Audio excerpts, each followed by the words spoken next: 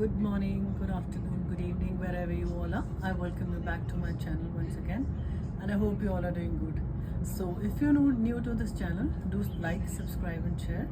And what I want to share with you today is that is the Lord asking you to go somewhere? If the Lord is asking you to go somewhere, my dear friends, you have to concentrate on the voice of God. Actually, when God tells us to do something, the enemy will always obstruct the way or he will stop you, because God says, go and preach my gospel to the ends of the earth. God never told us to stop. Only in some cases where God's wisdom, according to God's wisdom, you will be guided by the Holy Spirit in some cases.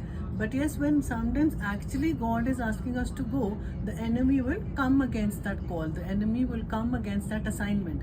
So you have to be very careful and discern the voice of the Holy Spirit. Now what happens is that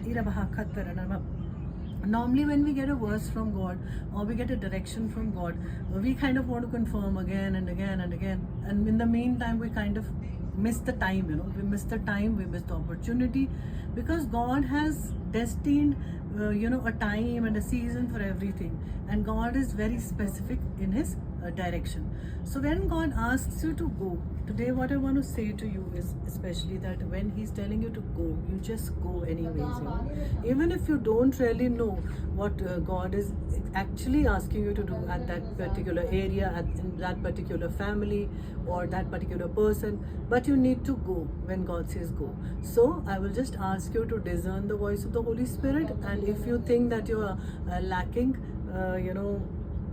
discernment, tell God to fill you with the spirit of discernment, so that you're able to understand what God is telling you to do in this hour.